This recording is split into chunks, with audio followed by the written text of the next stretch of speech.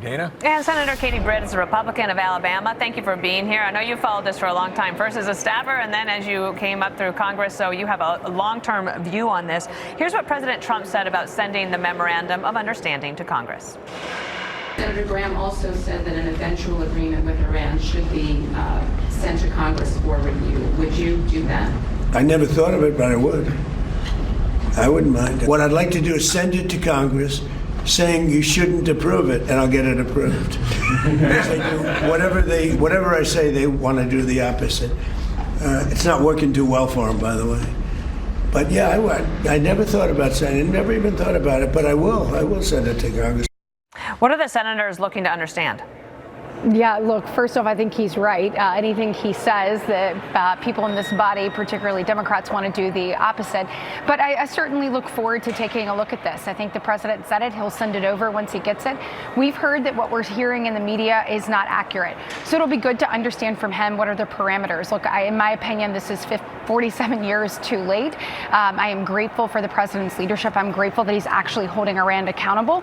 It'll be good for us, though, to know what those are, and particularly with regards to nuclear ambitions or lack thereof from Iran. We've heard from the president from the very beginning that he will not allow Iran to enrich uranium, that they will never be able to get a nuclear weapon. Seeing those details, being able to put those in front of Congress will be important so we can be unified and making sure that we take down the greatest threat for terrorism across the globe, and that is Iran. Yeah, I hope you're right about that. And the Iranians have a vote in this also, and I think they view this in a very different way.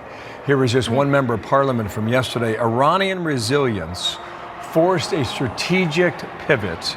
The U.S. came to the table on Iran's terms. Now Washington must prove its commitment by ending the war against Lebanon and upholding every clause of the MOU. Any breach would be met with a decisive, crushing response.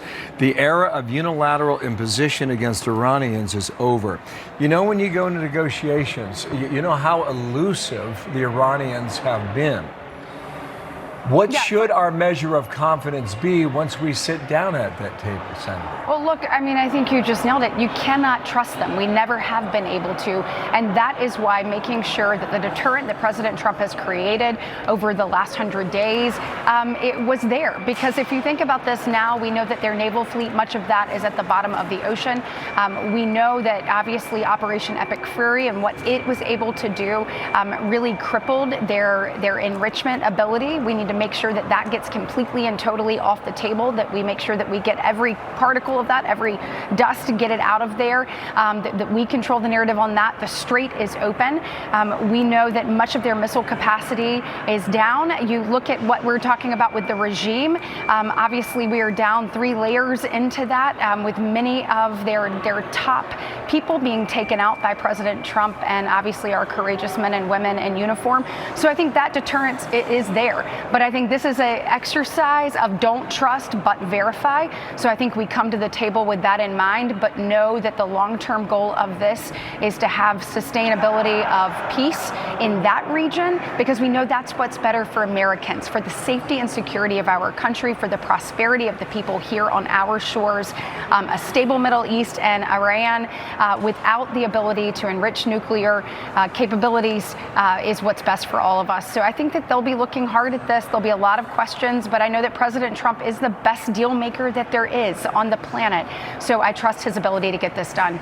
Can I change subjects and ask you about something he made news on? Yeah, and that sure. is that it's on FISA, because FISA has expired. That's the first time that's happened.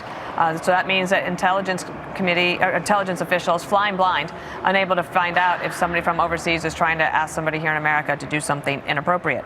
And he wrote this: regarding the approval of our great patriot, Jay Clayton, we are canceling the Senate hearing regarding the D&I today and will not be going forward until Jamie McDonald is approved to be U.S. Attorney.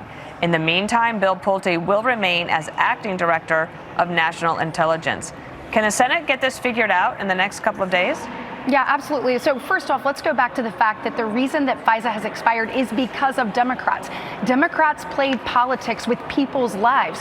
Here we have the World Cup, Dana, like across our nation where we're hosting all of these events and people, and yet Democrats decided that they were going to play politics and shut down the eyes of our intelligence community. That is 100% on them. When it comes to what's happening right now with regards to Jay Clayton, remember that Chuck Schumer wouldn't even return a blue slip on Jay Clayton to be the U.S. attorney there in New York. So he is actually serving in that role because he is court appointed. What President Trump is saying is, look, let's stop playing politics. Let's get a good person in for U.S. attorney, and then let's move Jay Clayton forward. I know that the Senate has several processes it has to go through. I hope that we'll continue working through those so that we can get President Trump, his director of national intelligence, as soon as possible.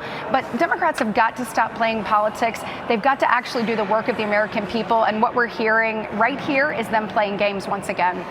All right, Katie, Britt, thanks for being with us today, Hey, Senator I appreciate from you having Alabama. me. Thank you.